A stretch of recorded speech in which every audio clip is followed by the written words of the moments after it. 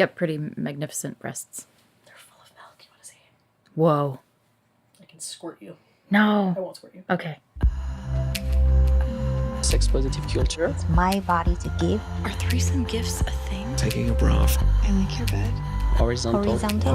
Horizontal. This is Horizontal with Lila.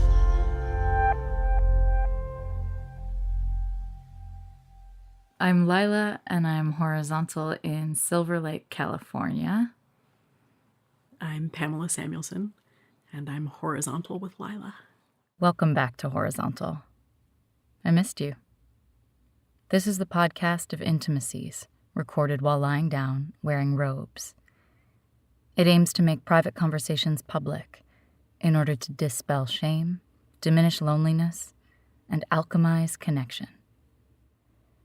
After a hiatus, during which I went to Burning Man, also known as surviving a giant art project in the middle of the desert, and then came home and felt very sad to no longer be out adventuring / surviving said art project in the middle of the desert, and then questioned nearly everything about my life, as is apparently rather typical, I'm back on schedule.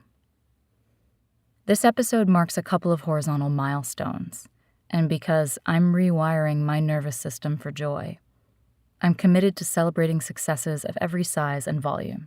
So, this is episode number 50. And in a bit of neat numbership, Horizontal just surpassed 50,000 downloads. Thank you so much for listening and for sharing this work with your people. Don't stop. Keep sharing it. Let's have an intimacy revolution. For all things horizontal, including photographs of me horizontal in unexpected places, intimacy resources, and my writing, some recent titles have been The Wednesday Night Meltdown, The Right to Choose, and Brave on the Rocks, or Choosing to Open When You Want to Shut, but you know it would really be better if you opened. Sign up on horizontalwithlila.com. That's horizontalwithlila.com.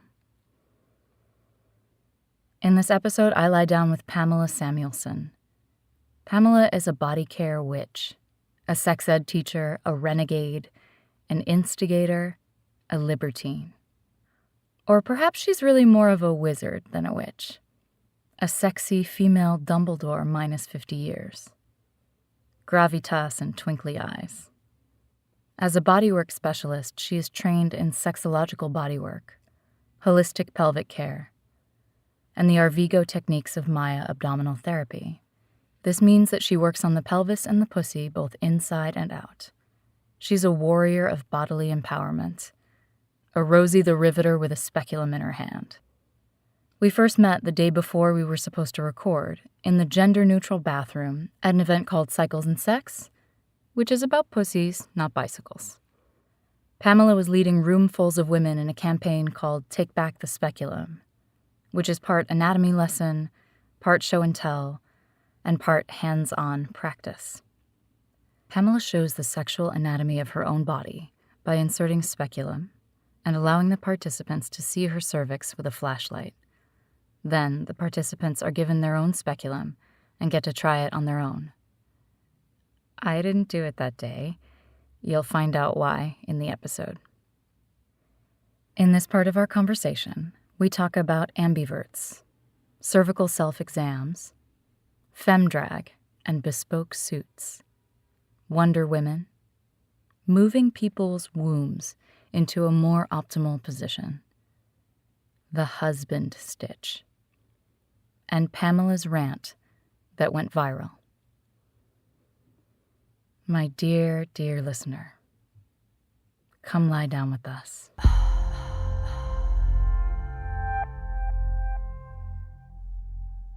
There may be a lot of protest meowing that goes on now, but we'll see.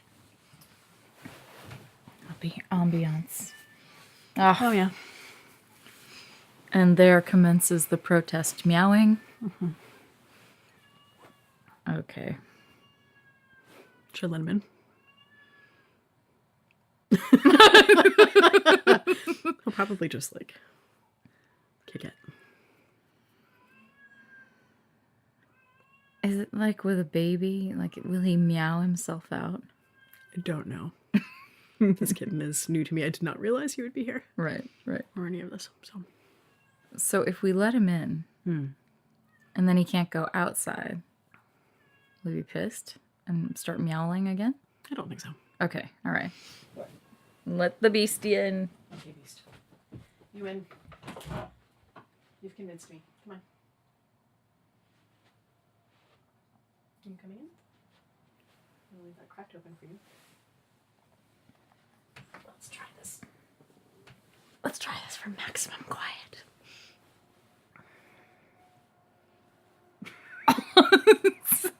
So she's got a cat on her chest and he just kind of draped himself across her face. Okay. This cat is exploring my knees. As long as he does it quietly. We're good. I think we're probably okay. So Matthew Stillman, who insisted that we record together, sent me this list yesterday of things that I could talk to you about. Oh my God. Okay. It starts with vagina whispering. Okay. Bodywork. Self-defense. Grief for sure. Praise for sure. She has a cool family structure too. Anatomy. Decolonizing gynecology. She is amazing. She is a student of Martin Prechtel. Martine Prechtel, who is Stephen Jenkinson's teacher. Ah, okay. Her bodywork resume is out of control. Out, period. Of, period. Control, period. The relationship between the pelvis and the jaw. Oh. Sex and speech. I can keep going. And I was like, whoa, it's already more than I can chew, but go ahead if you want. Bless him. We can hear some sirens, some birds. We are in a really lovely room, painted aqua or seafoam green, somewhere in between those two. And it's full of books of wisdom. And the bed is so high I had to step on a step stool to get up to it. And outside there is this cascading landscape of jungle-licious California plants. Like treehouse built upon treehouse built upon treehouse. And I'm told that landscapers live here. So we're in a borrowed space, which is always kind of fun. And even though we're welcomed here, it feels like a little bit naughty still, which I really like about borrowed spaces. Like where we I'm just, snuck in. yeah, like I'm poking around somebody else's stuff, you know, which I love. I love looking at people's houses when they're not looking at me, looking at their houses. Totally. Yeah, my house is filled with 2-year-old. Oh my God, yeah. And therefore inappropriate for recording anything. Yeah, I have been, this actually has been the trip of the two-year-old. I've stayed with 3 different people that had 2-year-olds. And So you know. I kind of think of it like free birth control. Yeah. I'm like, oh yeah, I didn't want to have one before, but now I just really, You're very clear. really don't want to have a child. It's a lot. Oh my gosh. It's a lot. The propensity for tantruming is so high, and the knife point is so It sure can be. close. Yeah, it can be. Yeah, we had a bad phase of that about a month ago that went on for a couple of weeks. It was really hard. And have come out of it, which is great. So we'll see how long this lasts. What do you, I guess that must be street cleaning, which is why we moved the cars.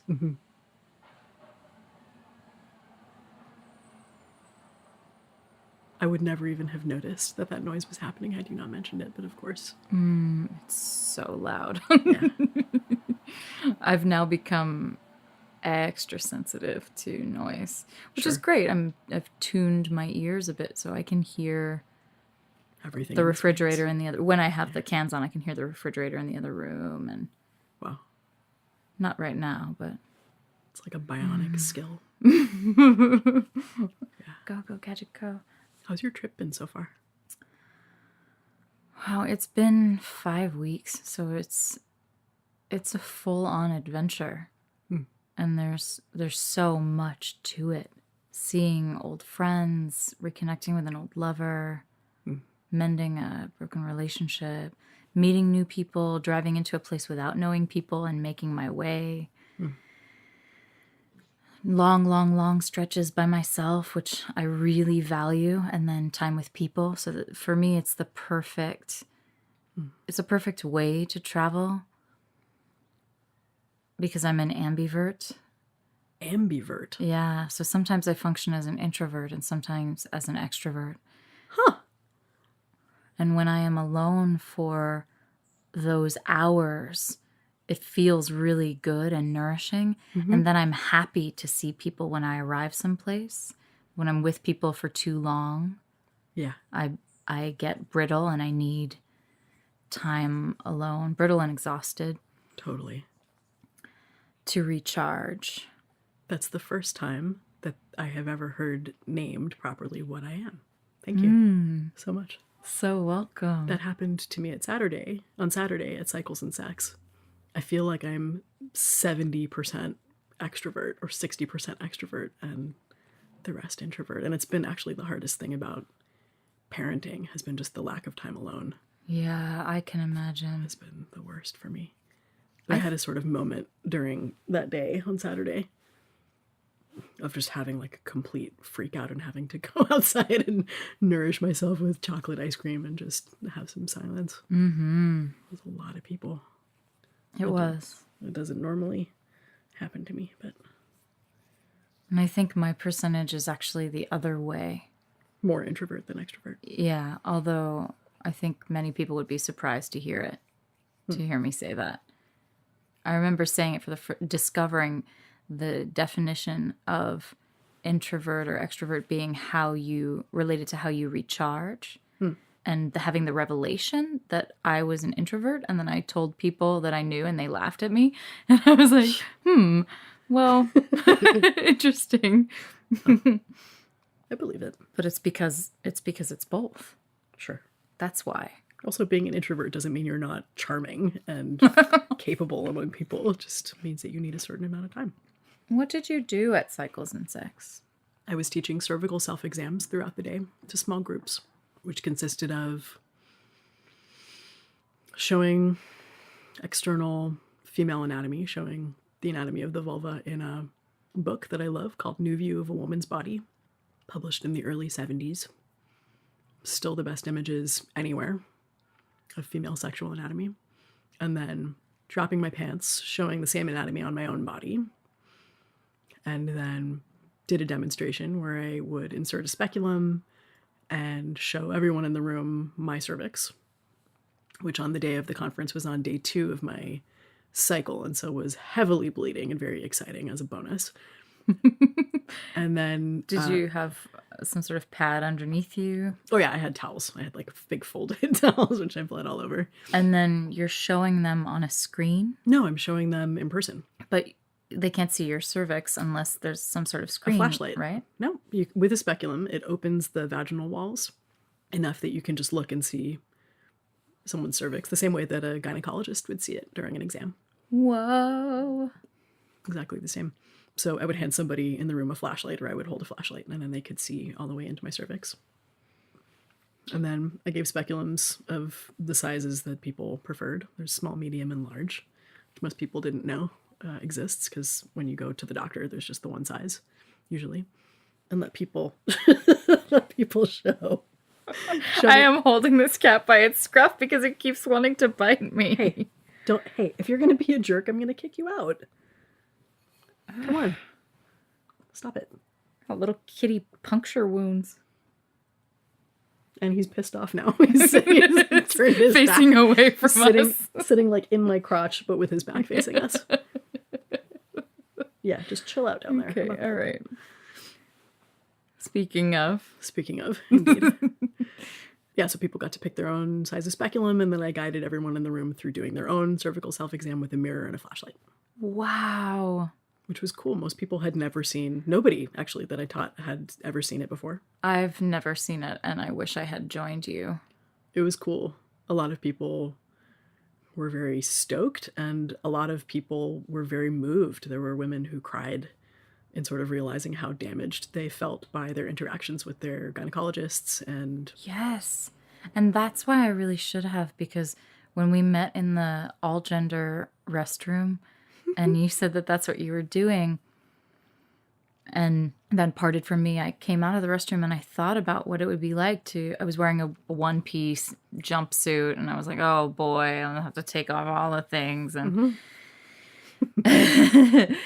and I was thinking about inserting, because I only in the past 2.5 years became interested in using a dildo. Before then, I never wanted to put anything inside me, which I now do a diva cup, but made every time I put a tampon in a miserable experience, made every gynecological appointment something that I cried or held back tears while it was happening, because it was always so very uncomfortable. And so the thought of learning to look at my cervix, or being able to explain to a care provider how it would feel more comfortable to me, had me tearing up. And I don't know why I didn't go. Not wanting to take off my jumpsuit is really not enough of a of a good reason. Well, I'm disappointed in myself. I mean, it's not too late. I have speculums in my car. Really? Yeah, I still haven't unpacked from the conference. 3 days later. We could do that after the recording? We could totally do it. Or we could do it. So it's still recorded. We could do the whole thing, whatever you wish. Amazing. Yeah, I would really like that. It's pretty extraordinary. I don't even know. What would that even look like? I have no idea. Right. Everyone's is a little bit different. And they're all in different locations, and it looks, even just your own will look really different depending where you're at in your cycle, and it changes if you're aroused. Like, everything is constantly in motion. So it's cool to know, especially if you're going to be doing something like fertility awareness method, or even if you're just curious. I think it's extremely important for all of us, and particularly women, to feel a very real sense of authority over our own bodies. And that means taking that back from doctors. And is that the take back the speculum? That is the take back the speculum. Yeah. This is your body. You're the expert. Yeah, and why am I not? Why am I not the expert? Why do I not know? Why did it take me so long to put my own fingers inside myself? Why did it take me so long to take out a mirror and look at my external vulva anatomy? Well, we're terribly shamed, honestly. Yeah, but I wasn't. Huh. I wasn't. I was raised by a sex-positive mom, and I went to theater school. So I had people who were a little bit more open than the rest of society. And now I live in a sex-positive intentional community, Right. But I didn't actually just decide to take a mirror and look. I think I was reading something by Mama Gina. I think I was reading one of her School of Womanly Arts books. And I thought, yeah, I should look. And I found it really arousing to masturbate and look at myself. And I thought, wow, I didn't really think I was that visual in terms of my arousal response.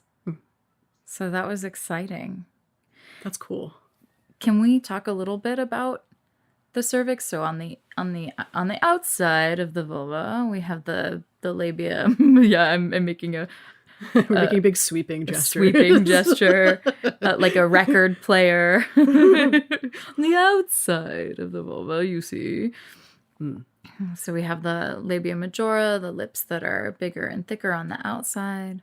And then the minora, the little squishy ones. I suppose they're not so little on all humans. No, indeed. And New View proposes, and I also propose in any group that I ever lead or anyone I ever talk to, that we call them just the outer and the inner lips, because they are not majora and minora. Ah, On yes. many women, Oh, what a good point. the so-called minora are actually much bigger and more protruding than the so-called majora. So, yeah. But the majora, the outer they lips are thicker.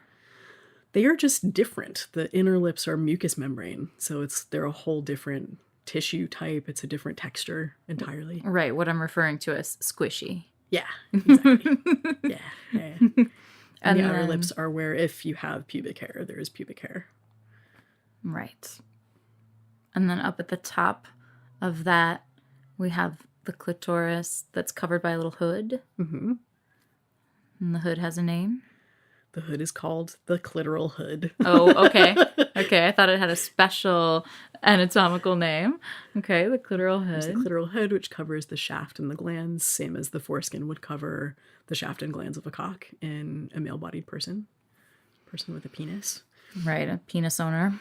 A penis haver. Yeah. Trying to be more specific with my language and not make it gendered when it doesn't need to be. Totally. Which is a cultural shift that, yes, I feel committed to being part of. Something I talked to Reed Mahalko about was, what if people like him, cisgendered, white, and presenting male, showed up at the bank and said, "Hi, my name is Reed. My pronouns are he and him." Mm-hmm.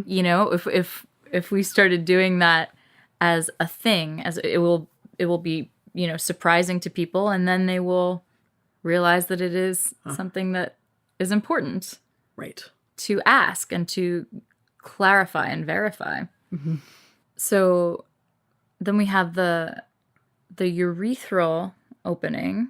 Yes. Right? Which I feel often confused about. I recognize that it is not my vaginal opening, right? Different. And I know that it is rubbed against whenever I have internal stimulation of my G-spot, like with my Enjoy dildo, because I usually have to pee or feel like I have to pee.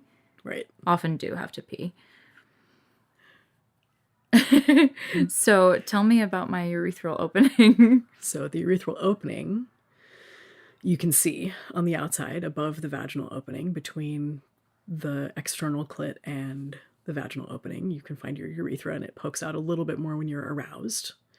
Oh. But the part that you're feeling inside, what's referred to as the G-spot or the G-crest, is actually the urethral sponge, which is a little tube of erectile tissue that surrounds the actual urethra itself. So between the bladder, which sits right behind your pubic bone, and the opening, there is the tube of the urethra through which the pee comes when you pee, yeah? Mm-hmm. And that tube is surrounded by this little, donut, like a little ring. It's a little bit longer than a donut, like a cylinder of erectile tissue called the urethral sponge that is stimulated by if... I used to get this question when I was teaching sex ed in 9th grade from the more advanced kids in the room. Mm-hmm. I would say, "Miss, how do I be a good lover for my girl? Where's the G-spot?" And I would say, if your girl is facing you and your finger or fingers are inside her and you are pulling them towards yourself like a come hither gesture, hither. That's where the G-spot is. And that... So it's the interior wall of the vagina. So that I've heard for years, right? But then I took, at Cycles and Sex, the Pleasure Chest had some mini sex ed workshops. And this is so obvious, but I didn't realize it. That if your lover who has a vaginal opening is facing away from you, it's go there. Right. If you are coming from behind, Ah! it's always going to be towards the belly button. Right. Right. But I didn't Or even towards think the- about it. Right. Yeah. Yeah. So what we're saying is the G-spot is the urethral sponge. Yes. And then deep to that is clitoral The urethral tissue? The urethral sponge is clitoral tissue. Okay.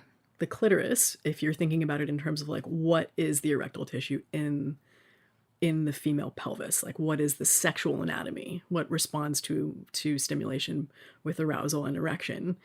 We're talking about the shaft and the glands. We're talking about the clitoral bulbs, which are also called the vestibular bulbs, which are underneath the outer lips. We're talking about the legs, which extend back kind of along the ischium, along the sits bones almost, along the bone of the pelvis. And we're talking about the urethral sponge, and we're talking about the perineal sponge, where there's like a whole lot that responds to stimulation. I think by one reckoning, there are 37 different parts to the clitoris, which is insane. Wow. Right. But there's like a whole network. There's as much clitoral tissue in the body of a person with a vulva as there is penile tissue, erectile tissue in the penis of a person who has one. It's just distributed completely differently and internally. So isn't just a thing to point at and say, there it is. So we take a speculum, which is, what is it? What is it? It's a dilator? It's kind of a dilator. It's a thing with two bills. There are a bunch of different people who are proposing redesigns on this, which I'm appreciating a lot. There are two bills, which are rounded, like the bills of a duck. And then there are two handles, and you insert the bills closed. I insert them so that the opening is vertical, and then I turn it so that the handles are facing straight up so that I have a good kind of access to them. So they go in like this, and then they turn, and then the handles are facing to the ceiling. And then you close the handles, which opens the bills, and you kind of slide the handles into a locked position. And on the speculums that I was using on Saturday, there are 3 positions, so you can be sort of open or more open or like very, very open. I've never gone to the 3rd opening and never have needed to with anyone to see their cervix. And then you have basically 2 clear plastic, because these are disposables. I guess doctors use metal ones more often. You have 2 clear plastic rounded objects holding the vaginal walls open to give you a clear view of your cervix, which you can then see shining a light and using a mirror. And I wonder which part has been so uncomfortable for me. I don't know. There's not much sensitivity, right? When you actually get inside the vaginal canal and then you open. It really varies, actually. I have places with enormous sensitivity throughout my vagina, including my cervix. Like, not everywhere, but there are places that are very sensitive, and I think that is probably true for everyone. Which is what would allow people to have a so-called cervical orgasm?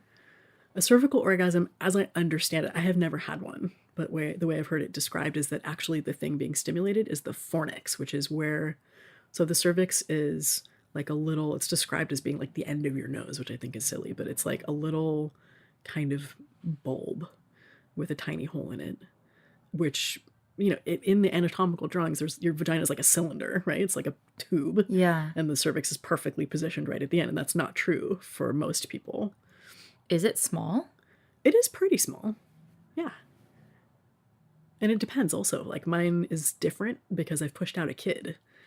So the hole in mine looks different, and mine is like less regular, and it's a little bit bigger than it was before. In that same sex ed workshop, she was saying if you can aim the toy, the penis, whatever you're using, if you have very long fingers, she said, your hand, at the underside of the cervix, you can stimulate in a really pleasurable way for many cervix owners.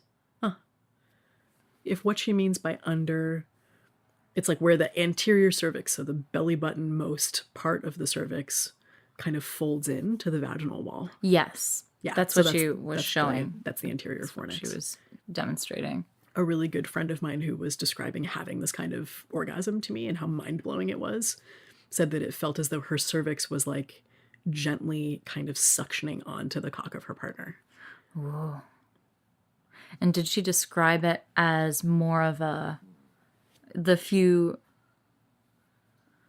don't want to use this term. I was going to say the few vaginal orgasms I've had. That's not what I mean, though.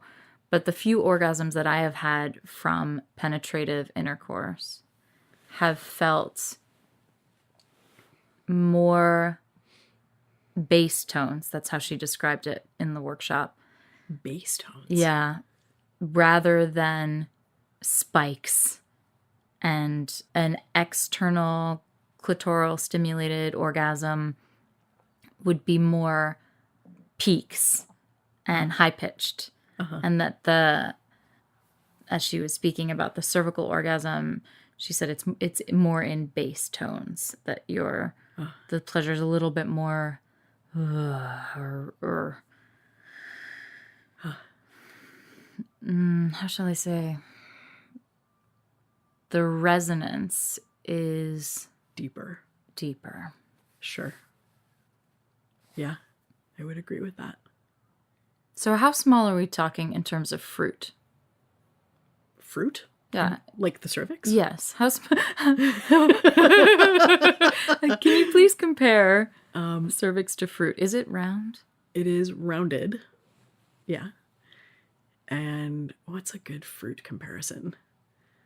I would say that it is roughly the size of a kumquat. Kumquat. I'm like, what the fuck size is the cervix? It's bigger than a large grape. Okay. It's like more in the realm of a kumquat.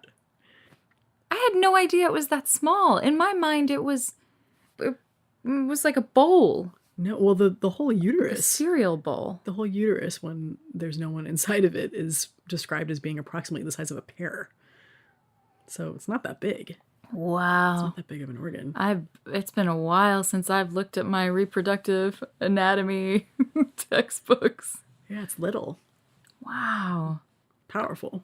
It's small. That's what I say about myself.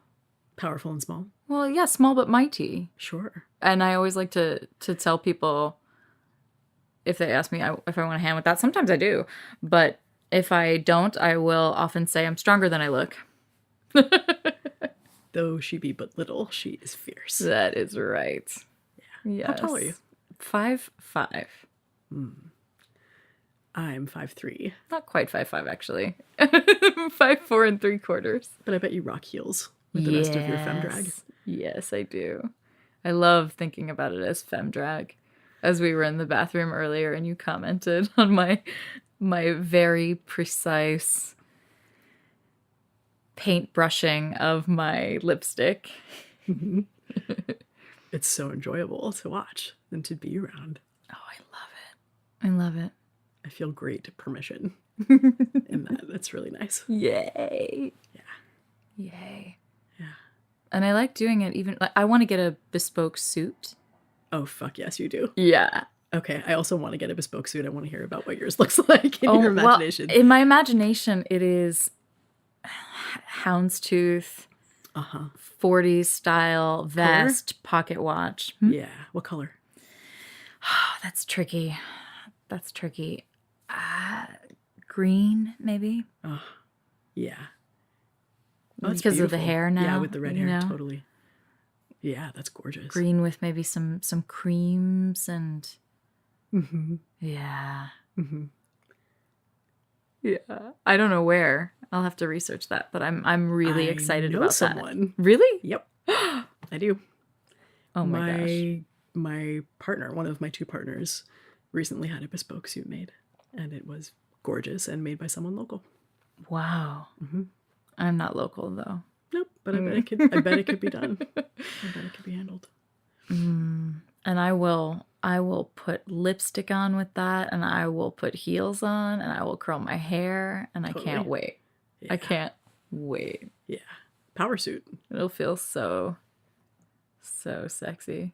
Yeah, but I do want it to be fitted, mm-hmm. and I don't want it to ignore my breasts. I want it to properly fit the curves of my body. Absolutely. Yeah. Which is why I want it custom, of course. What do you want? What is yours in your imagination? Mine is kind of like what Albus Dumbledore would wear if he was a hot girl. Oh my god. So it's probably going to be some sort of like deep maroon velvet. Yes. And also a 3-piece with a pocket watch. Yes. But to be worn with like really nice, probably also 40s style heels. and a hat, which I would like to make myself, and also proper lipstick and proper jewels. I was incredibly inspired by the sexy suiting in Professor Marston and the Wonder Woman. Oh, I haven't seen it yet. Is it Oh, great? you have to see it. And I please read go the see it book. in the theater Okay. to show the world that we are ready for these kinds of stories. I absolutely will. Because it's a kinky, polyamorous, creative. Did you read the book? The Jill Lepore book? It's fucking amazing. Really? Yeah. Oh, I should read it. Well worth a read. I should definitely read it. I am fascinated by it, and I love dressing up as Wonder Woman. In fact, I am packing a Wonder Woman outfit as I travel. And, and in Carlisle, Pennsylvania, the trucking capital of the United States, my friend Julie and I went and did a truck stop Wonder Woman photo shoot. Nice. It was amazing. I just waved to all the truckers like I was a costume character at Trucker Disneyland. Nice. And it was Yeah. it was so lovely. Yeah, we're huge Wonder Woman fans in my house. So, tell me a little bit more about the cervix. I think kumquat is accurate. And as I mentioned, it moves around quite a bit with the rest of the womb, depending on level of arousal, where you're at in your cycle, whether the womb is like adhered anywhere, stuck anywhere inside the pelvis, which happens. And what does it do? And why would it hurt me at certain angles when I'm being penetrated? Well, I have never met a cervix that really liked just being kind of banged into. Part of the Pounded, as it were. The thing about arousal is that in a more aroused state, in a more heightened state sexually, the womb will sort of move up in the body and lengthen the vaginal canal and get the cervix out of the way. So that's real, just as a physiological phenomenon. Mm-hmm. Like as external stimulation is happening, the external clit, the clitoral bulbs underneath the outer lips, all of that before penetration, part of the reason to be really turned on before any penetration happens is to have that length and have that kind of stretch in the vagina before anything goes inside, which I think a lot of us really don't experience because many people aren't educated to think about penetration as something that should happen later in sexual play. It's kind of... Yeah. And I would say that even though it does happen later for me in my play, I would say that many times it doesn't happen later enough. Sure. Because it's still not quite... It's not quite ready. Wanting to receive. Right. Yeah, not drawing in, but having to manage being filled. Right. Yeah, if I was emperor of the world and could change anything that I chose, it would probably be that there would be no penetration until the person who was to be penetrated was in a state of begging for it. Begging for it. Yes. Yes. Yeah, because that's really when it's good. And of course, I've been very aroused and my intellect has been stimulated and I feel passionate, and yet my vaginal walls remain quite dry. Mm-hmm. And I know that it's not you are aroused, therefore you will be wet. And that is a misconception that causes a lot of problems, right? Because you can also be wet and not be aroused. And I have a friend, a dear friend, who was raped and then went to a doctor. And the doctor said, you showed signs of readiness. Oh, for fuck's sake. Can you fucking believe that shit? That person should lose his or her license to practice medicine. Immediately. In my opinion. Yes. That's disgusting. Yes. Ugh. Ugh. Ugh. And I have had some shame around not being extremely wet, not being a person who gushes or who, doesn't need lube. Mm-hmm. And then it's hard for me to gauge, am I ready to be penetrated? Because I'm not providing all the lubrication on my own, it seems. There are also other reasons for that are unrelated to what's going on in the moment, so far as like your arousal with a partner or by yourself, that have to do with biochemistry, talking about hormones and just kind of hormonal levels. Your ability to lubricate will change a lot throughout your cycle, and changes a lot. Like if you're on hormonal birth control, it will be different than if you're not. If you're I'm not. If you are getting enough kind of raw fats into your diet, your hormonal balance will be different than if you're not. Things like that. So, and it changes a lot just throughout life. Like postmenopausal women classically have a really hard time self-lubricating, but not all. And it just totally depends. And there are other mechanical things that have to do with the placement of the uterus. One of the things that I do in sessions is move, both internally and externally, move the wombs of people who have them. This is really hard using non-gendered language.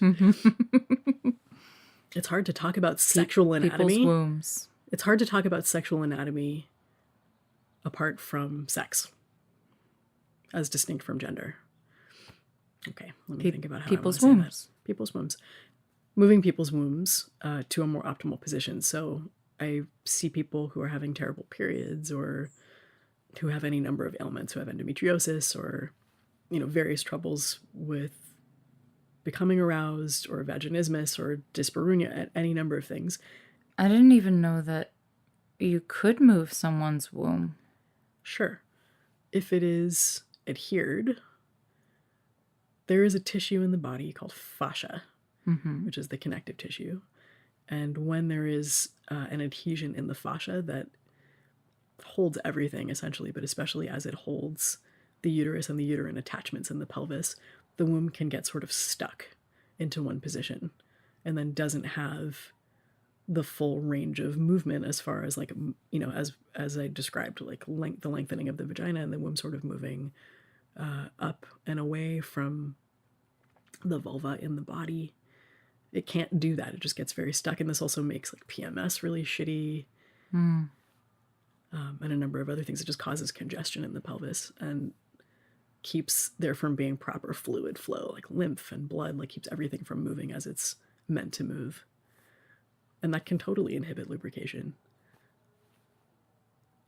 And it can be anything. It can be like, oh, I sprained my ankle and then I favored my other leg, and then I developed this kind of carriage for a period of some months, and that affected how my womb sits in my pelvis. And it's very simple, actually, to move it and to free it. What do you do? You can do all sorts of different things, but what I do is a combination of internal vaginal work, like internal pelvic body work, something called our Vigo Maya abdominal massage, which works from the outside in the low abdomen to adjust it, and then I can also work from the inside to adjust. What do you think that people who have them should know that most people don't know about cervixes and wombs?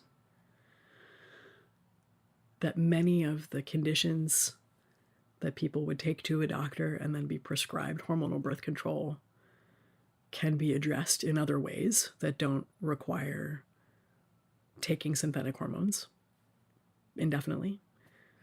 That the womb is meant to move, and that a lot of those same issues can be addressed mechanically with body work. Are there many people who know how to do this kind of body work in the United States? Yeah, I don't think that there are enough, especially in the less urban places and in the less kind of progressive places. I don't think there are enough people, but yeah, certainly in the cities there are lots of people. What is it called? What is the work called? Mm-hmm. The external work is Atman. It's the Ervigo Maya abdominal therapy. Mm-hmm. The internal work I've learned from a number of different people, but the one person who was probably the most formative was Tammy Kent, who teaches something called holistic pelvic care, which she teaches from the perspective of a women's health physical therapist, who's also just a gnarly witch.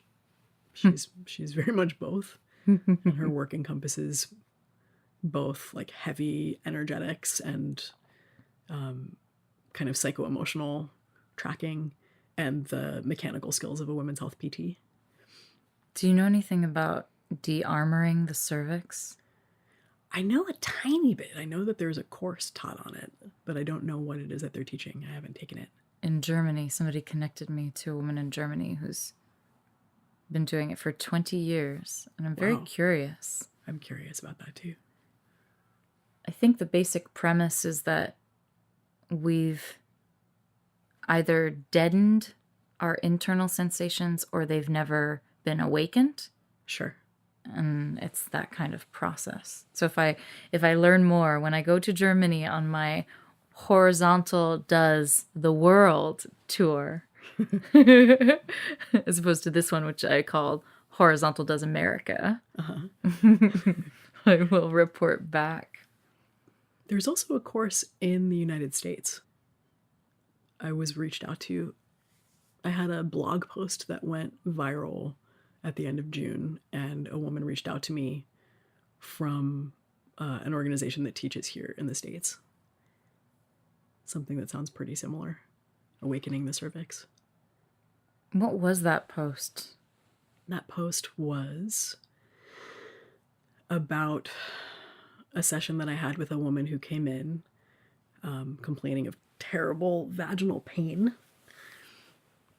and attributing that pain to something called the husband stitch, which is an extra tight stitch that a doctor will do to a woman who has just had a vaginal delivery to ostensibly make her vaginal opening tighter and therefore more pleasurable for penetrating by a future male sex partner. Can we read that? Will you read that? The post? Yeah. Sure. Oh my God. I spend a lot of my working days trying to undo the work of various doctors. And it's really hard because I don't want to make war. I don't want that to be my position. But I see a lot of women.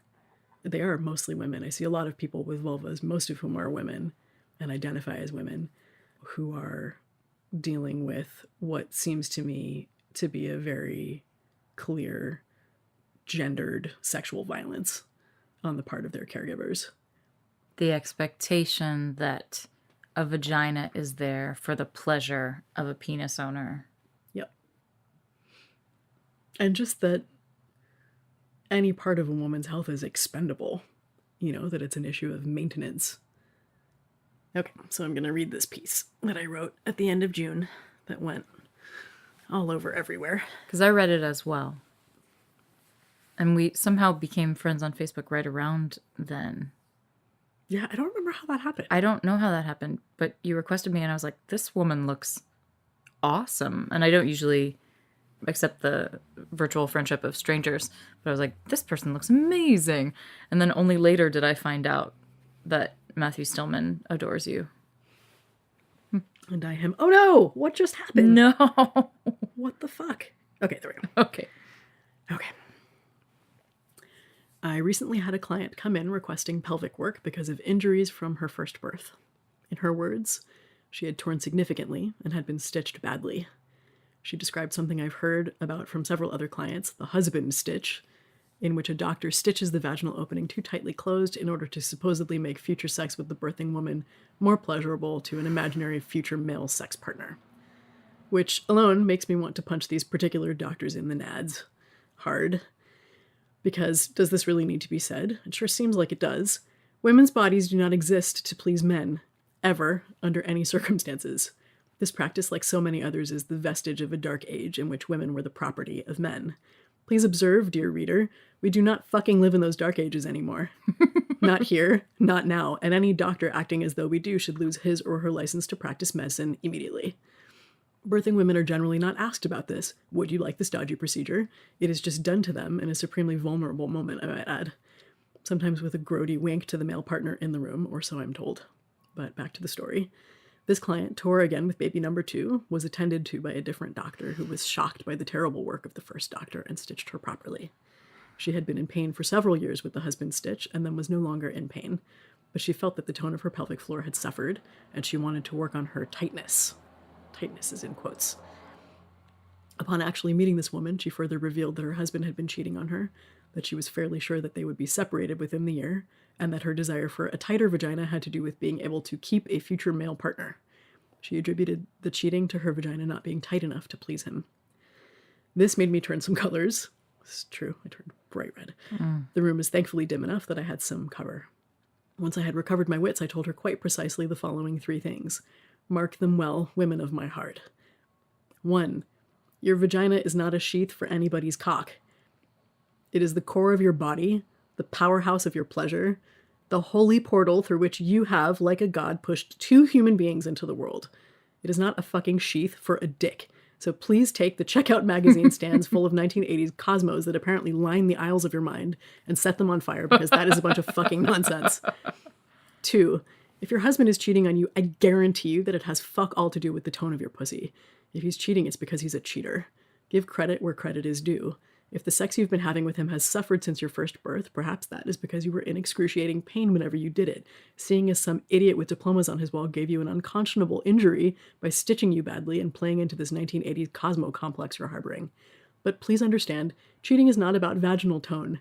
Cheating, sleeping with someone else and lying about it, is about being an asshole. 3. You do not want a tight vagina. That is a myth. When we use tight as a descriptor, we are discussing the pussy as a sheath. We are centering our entire experience in the pleasure of a male partner. And while we of course care very much about the experiences of our lovers, their perspectives are not more important than our own, and we do not take responsibility for anybody else's good time. Please keep your eye on the proverbial ball here. What you want is a strong vagina. A vagina that can grip, control, pulsate, and fully release a penetrating object at will, a cock or otherwise, with a full range of sensation. A muscular vagina. A free vagina. If you do not have this experience, it's very likely because you, like many, many, many of the other women who come to me for pelvic bodywork, are in fact too tight. Your pelvic floor is hypertonic. It is in a perpetual state of spasm and doesn't remember how to release. Much like a hand, a vagina has to be able to both grasp and let go in order to do much for you. If it is hypotonic, it is like a hand that is floppy and cannot grasp. If it is hypertonic, it is like a perpetually clenched fist. Far more of the women I meet under these circumstances come to me in the latter category than the former. A tight vagina is a problem, as a physical reality and as a concept. Get with me on this. Strength is the key, across the board. Change your language and change your life, please. Inhabit your body like you're the boss of it, like your experience is important, like you're the one steering your world, like your pleasure matters, because it fucking does. Female pleasure is raucously, explosively powerful.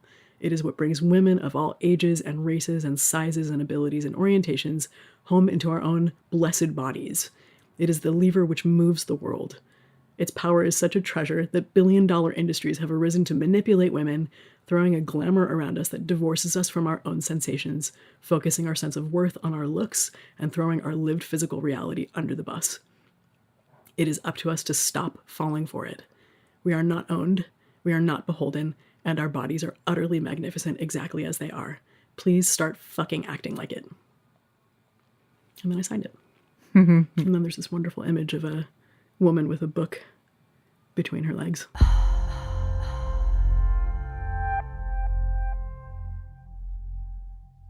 I am so glad you tuned in to lie down with us.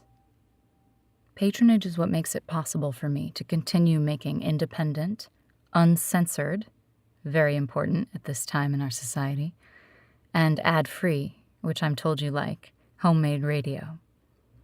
When my crowdfunding grows, I'll be able to dedicate myself to this intimacy work and the other things I have in the works, like a tour of intimacy games workshops and a global TV show. I believe that when we make private conversations public, intimacy becomes contagious. And the more intimate relationships that we nourish in our lives, the happier we are. Be part of it through patreon.com/horizontal with Lila. Patreon is spelled patreon.com/horizontal with Lila. For $10 a month, you'll get access to the love poem of the month. I'm about to record it right now. A private recording of one of my favorites. For $15 a month, you'll get a ticket to a live show like Horizontal Storytelling or a BDSM femdom kink taster, or access to a secret episode, and so on, and so forth. You can help make the world a more intimate place by helping me. Season 2 has been edited by Chad Michael Snavely. Check out his slew of podcasts on chadmichael.com. Shauna Shea drew my sensual cover art, and you can hire her through 99 Designs. I now have magnets, just saying. And Alan Markley created my intro music. He's Plastic Cannons on Instagram. For all the stories and all the pretty pictures, sign up on horizontalwithlila.com.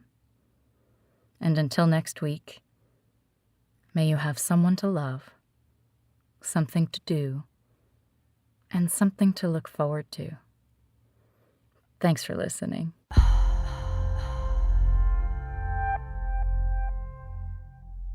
But I can't. Whoa! I'm crazy.